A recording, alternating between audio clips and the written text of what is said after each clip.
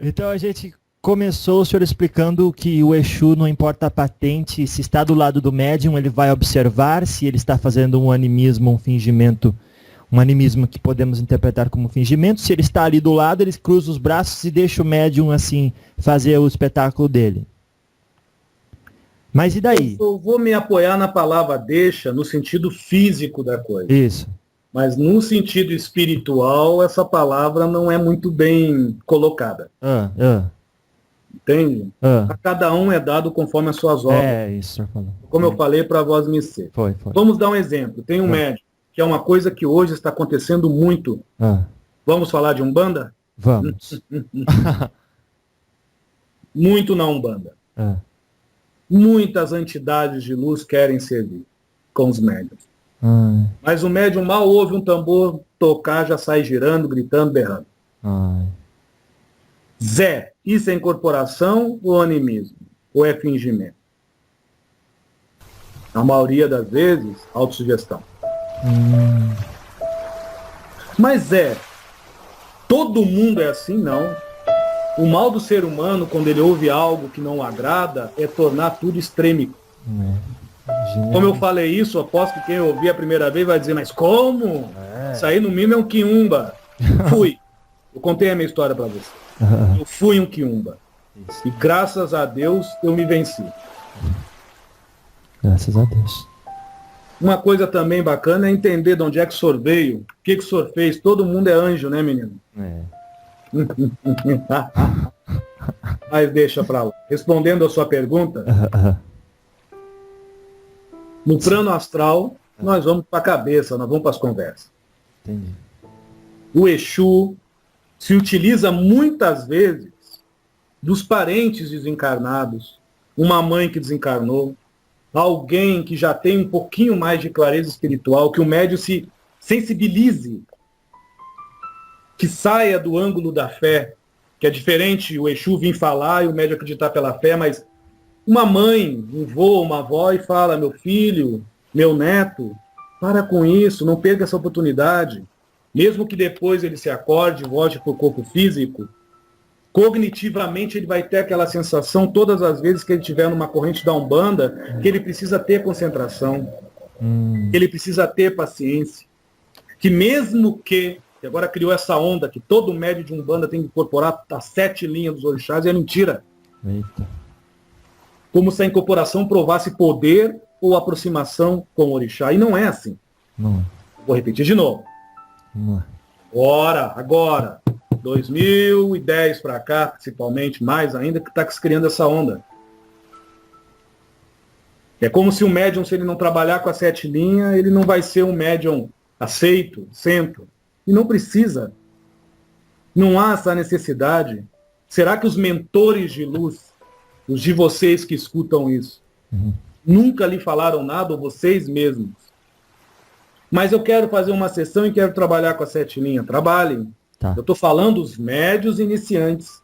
Porque muitas vezes, sugestivamente, isso eu já vi, neste médium que eu me conto, nos terreiros que eu ando visitando por aqui, nessa cidade maravilhosa, que eu estou localizado com o médium Campinas, e até mesmo em São Paulo, o médium andou visitando, eu fui com ele, e ele tem um pouco de evidência, e ele vendo as pessoas, até com mentores no lado, mas o próprio pai de santo, o dirigente, vai e pergunta, e aí? O médium já viu isso.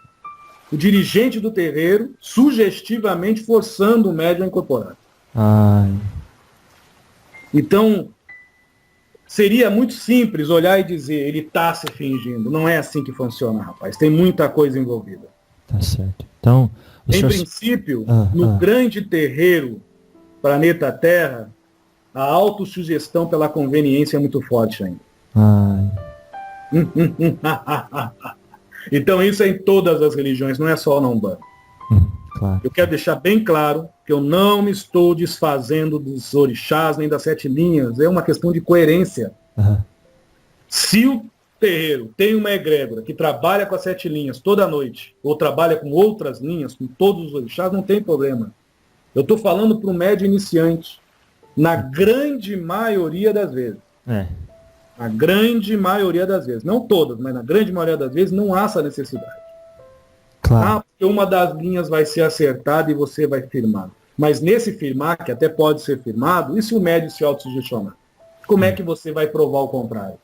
Será que é culpa do médium?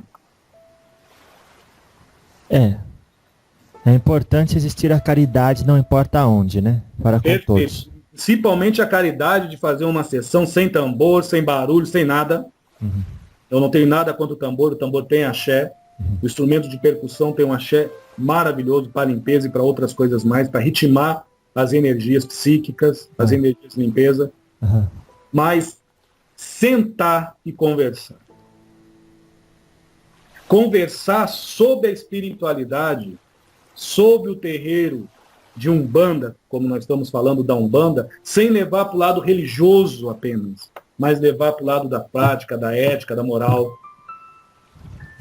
consenso. Aí vocês vão ver que a mudança vai começar a se fazer perceptível. Claro, e quando olhar para alguém, saber que só está ali vendo uma página que pode estar já ou no final, ou no começo, ou no meio do livro e no conto da história. É muito necessária, já que o senhor está permitindo nós conversarmos. Vamos. É fazer algumas sessões de médiuns irradiados, médiuns conscientes. Ou será que na Umbanda só tem médiuns incorporantes? Repito, eu não estou falando mal da Umbanda. Eu estou falando da Umbanda, é diferente. Claro. Porque ou é só o kardecismo que tem isso? Ou os espíritos da Umbanda são tão inferiores assim que eles não podem irradiar o médium, e o médium por si mesmos, pelos seus beneméritos, pelo seu caráter, dá mensagens lindas, acalentadoras. Não pode? Nossa, é mesmo, né? É de se pensar nisso. Pouca gente pensa, né? Não, é que não é conveniente. Realmente. Estou generalizando, mas infelizmente é a grande maioria. Então nós vemos muitas entidades por aí. Que o médium não é incorporante.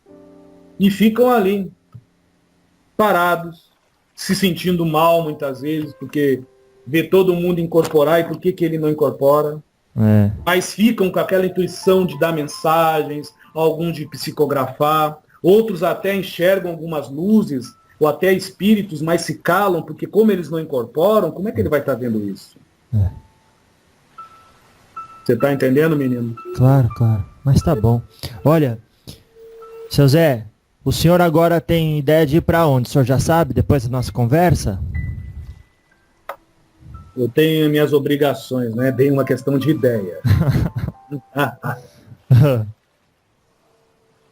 Eu tinha lhe falado, e torno a falar, que talvez no primeiro não ficou bem claro.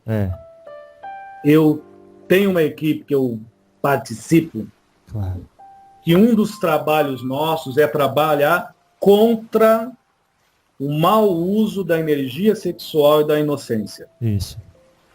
Então nós trabalhamos contra, desmantelando quadrilhas, tanto do astral como aqui do físico, de pedofilia, estrupos e outras coisas mais. E fora do Brasil, como também algumas partes do Brasil que não vê um caso, pessoas que tiram seres elementais agregados à energia de animais e também a embrionária consciência de raciocínio de certos animais pela zoofilia. Então isso é um contexto que talvez foge um pouquinho do que as pessoas acreditam que Zé Pilintra trabalha. Mas Zé Pilintra trabalha nisso. Podem ter certeza. E digo, muita honra eu tenho de trabalhar nessa linha. Agora, se você perguntar, Zé, você é o verdadeiro, o principal Zé Pilintra? Eu posso lhe dizer seguramente, eu sou um ser na linha de Zé Pilintra com muito orgulho. Eita, graças a Deus, seu Zé. Graças a Deus. Seu Zé, a gente está aproximando do fim aqui, nos estendemos um pouco com muita honra de falar com o senhor, muito gosto, muito obrigado. O senhor gostaria aí de dar uma mensagem final para o dia de hoje? Para o dia de hoje? Espero poder falar novamente com a vossa entidade, a vossa divindade. quando o ser humano conseguir, fazendo suas meditações, suas orações, interagindo verdadeiramente consigo mesmo, de forma íntima, se analisar, se amar incondicionalmente por si mesmo, ele vai começar a admirar-se mais. E quem se admira de verdade já tem tudo em si, em satisfação e alegria. E assim, se isso um dia acontecer, e eu oro para que isso aconteça, vocês vão entrar num estado de contemplação mútua. Contemplar é melhor do que adorar. Contemplar mantém nós unitariamente, sendo autêntico, mas em expansão conjunta com o coletivo que nos rodeia. Uma boa noite, meu jovem. Boa noite, seu Zé. Graças a Deus, então. Muito obrigado, viu, pela sua visita, pelos seus ensinamentos. Obrigado a todos aí que pela caridade talvez possam ouvir esse vídeo, é isso? Isso. Muito obrigado a todos, uma boa noite, um bom axé. E Laroejo. Laroejo.